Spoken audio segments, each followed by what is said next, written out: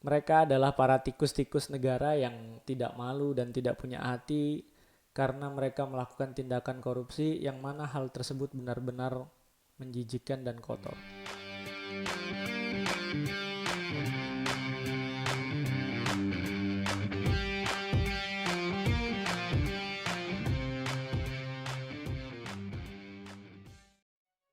Assalamualaikum semua, kembali lagi bersama saya Rian Beni Sukmara, peserta Latsar CPNS tahun 2020, Puslatbang KDOD Kota Samarinda.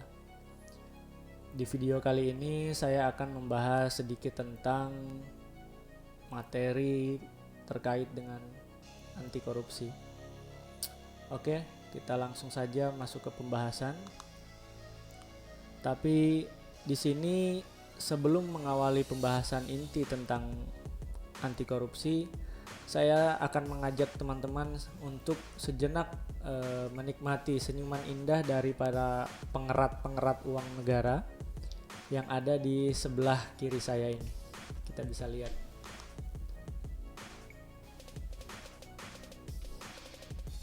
Apakah teman-teman sudah mulai merasa muak atau jijik atau malah emosi, jadi pengen gimana gitu sama orang-orang yang ada di sebelah kiri saya ini.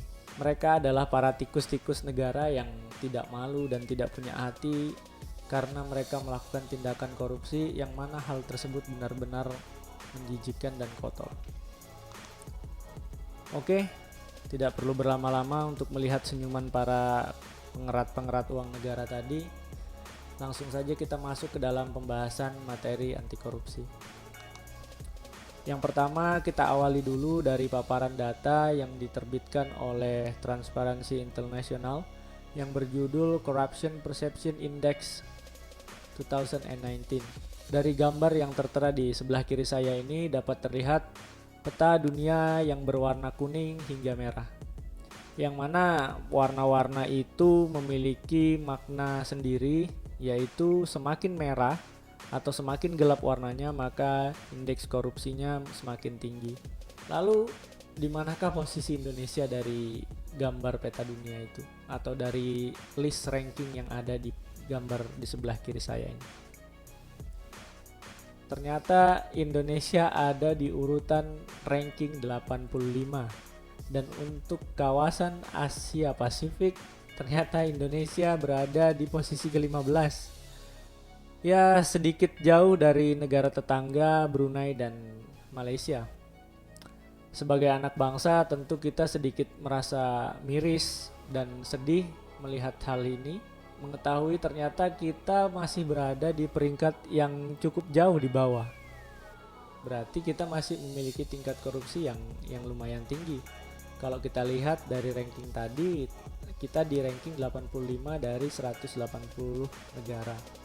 Hampir di tengah-tengah lah kira-kira. Oke, sebelum kita membahas lebih jauh tentang korupsi, kita perlu ketahui dulu apa sih makna dari kata korupsi itu sendiri. Korupsi berasal dari bahasa Latin yaitu corruptio, yang artinya merupakan kebobrokan, kebusukan, atau kerusakan. Sedangkan menurut KBBI, korupsi juga berarti penyelewengan atau penggelapan uang negara atau perusahaan dan sebagiannya untuk kepentingan pribadi maupun kepentingan golongan. Sedangkan menurut KBBI, korupsi juga berarti penyelewengan atau penggelapan uang negara, uang perusahaan, dan sebagian untuk kepentingan pribadi maupun kepentingan golongan. Sedangkan menurut Kitab Undang-Undang Hukum Pidana atau KUHP, korupsi adalah perbuatan melawan hukum dengan maksud untuk memperkaya diri sendiri atau orang lain, baik perorangan maupun korporasi yang dapat merugikan keuangan negara. Intinya adalah tindakan yang dapat merugikan keuangan atau ekonomi negara. Lalu untuk definisi tindak pidana korupsi, kita coba artikan dulu apa itu arti dari tindak pidana, sehingga bisa coba kita simpulkan bahwa definisi dari tindak pidana korupsi adalah sebuah perbuatan melawan hukum dan diancam oleh undang-undang yang dilakukan oleh seseorang atau kelompok yang mengakibatkan kerugian dari ekonomi negara. Di sini ada pula jenis-jenis korupsi menurut Syed Hussein Alatas. Di antaranya ada korupsi transaktif, ada korupsi ekstraaktif, ketiga ada korupsi inventif, yang keempat ada korupsi nepostik, yang selanjutnya ada korupsi autogenik, selanjutnya ada korupsi suportif, dan yang terakhir ada korupsi defensif. Lalu apa saja pengertian dari jenis-jenis korupsi yang saya sebutkan tadi? Yang pertama adalah korupsi transaktif, yaitu korupsi yang menunjukkan adanya kesepakatan timbal balik antara pemberi dan penerima demi keuntungan bersama, dan kedua belah pihak ini menjalankan perbuatan tersebut bersama-sama. Yang selanjutnya ada korupsi ekstraaktif, di mana korupsi ini menyertakan bentuk tekanan, di mana pemberi dipaksa menyuap untuk kerugian yang diderita atau mengancam dirinya atau kelompok beserta orang-orangnya. Yang ketiga ada korupsi investif, di mana korupsi ini memberikan bentuk penawaran barang atau jasa tanpa pertalian langsung kepada pemberi. Yang selanjutnya ada korupsi nepostik, korupsi dengan memberikan privilege kepada orang lain yang memiliki kedekatan hubungan untuk menduduki jabatan publik. Yang selanjutnya ada korupsi autogenik, korupsi yang dilakukan individu karena memiliki kesempatan untuk mendapatkan keuntungan dari pengetahuannya yang hanya dimilikinya sendiri.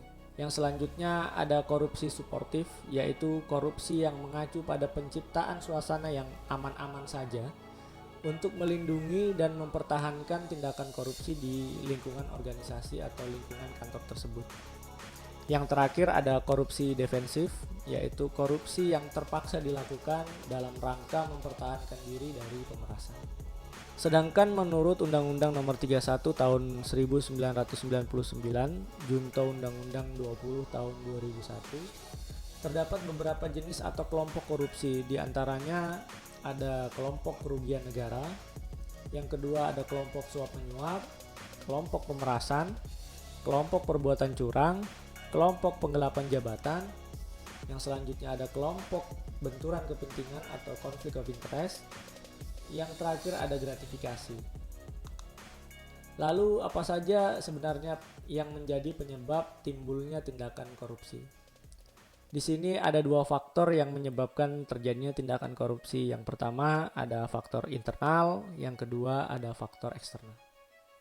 Yang pertama kita bahas dulu faktor internal. Di sini ada faktor internal berdasarkan dari aspek dan perilaku individu. Yang pertama adanya sifat tamak atau serakah dari seseorang. Yang kedua moral yang lemah, yang sangat mudah untuk melakukan tindak korupsi atau diajak untuk bersama-sama melakukan tindak korupsi.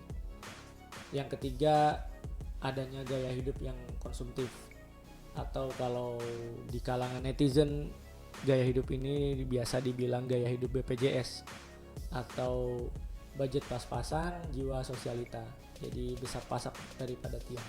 Yang selanjutnya kita bergeser ke faktor eksternal dari penyebab terjadinya tindak korupsi. Yang pertama berdasarkan pada sikap masyarakat, yang mana nilai-nilai masyarakat di daerah tertentu kondusif untuk melakukan tindak korupsi. Masyarakat tidak paham bahwa yang dirugikan dari tindak korupsi itu adalah diri mereka sendiri, dan juga kurang menyadarinya bahwa korupsi itu bisa dicegah. Yang selanjutnya dari aspek ekonomi, yaitu kurangnya pendapatan, mungkin gaji yang terlalu rendah sehingga membutuhkan tambahan-tambahan uang lain yang ternyata dilakukan dengan cara yang tidak halal. Bisa dari ceperan sebutannya atau dari pungli. Yang selanjutnya ada aspek politis, yaitu kepentingan politik dan mempertahankan kekuasaan. Jadi korupsi ini dilakukan untuk mempertahankan kekuasaan atau memegang jabatan tertentu. Yang selanjutnya ada aspek organisasi, di mana di sini terjadi karena kurangnya sikap teladan dari pimpinan misalnya, atau adanya kultur yang memang sudah buruk di dalam satu organisasi. Yang selanjutnya mungkin karena ada sistem akuntabilitas yang lemah, dan juga lemahnya sistem pengendalian manajemen dan sistem pengawasan dalam organisasi tersebut, sehingga banyak celah yang bisa dilakukan untuk korupsi. Dan yang terakhir ada aspek hukum di sini, karena lemahnya penegakan hukum yang biasanya sering tajam ke bawah tapi tumpul bahkan bengkok atau hilang ketika menuju ke atas. Jadi ketika korupsi-korupsi kecil yang diungkap, tapi begitu ada kasus korupsi besar, sepertinya sulit sekali untuk diungkap.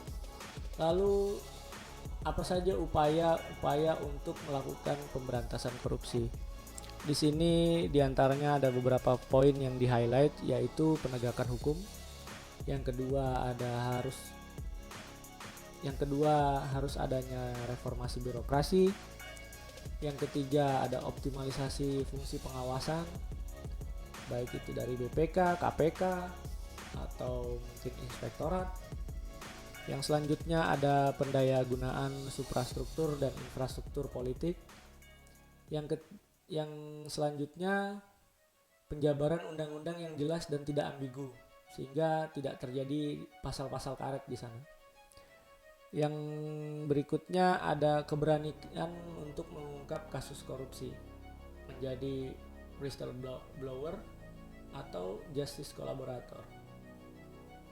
Yang terakhir ada pembinaan mental dan moral anti korupsi pada generasi muda. Selain itu pada tahun 2002 dikeluarkan juga Undang-Undang Nomor 30 tentang Komisi Pemberantasan Korupsi atau KPK, di mana KPK ini merupakan sebuah lembaga khusus untuk melakukan pembinaan anti korupsi sekaligus untuk melakukan pengusutan tindak pidana korupsi.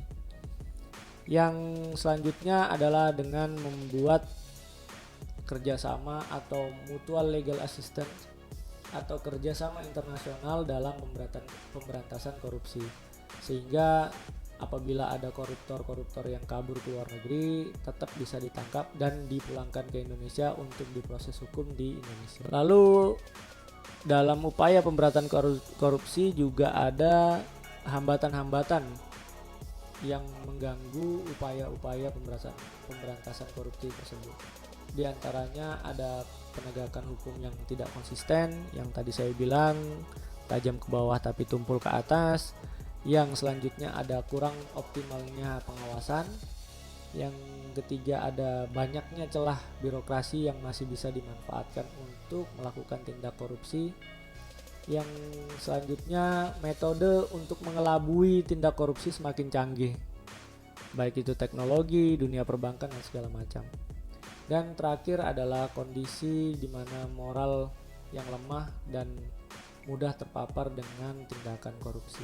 Selain itu ada pula kasus korupsi dari orang-orang yang belum selesai dengan dirinya dan selalu ingin memperkaya diri. Sebagai contoh misalnya yang dulunya caleg-caleg ini berniat untuk menyalonkan diri menjadi anggota legislatif, ketika sudah menjabat ternyata dia belum selesai dengan dirinya sendiri, yang akhirnya melakukan tindak korupsi karena ya masih terus ingin memperkaya diri, yang harusnya mereka mengabdi untuk negara malah justru menggerogoti negara gitu kan.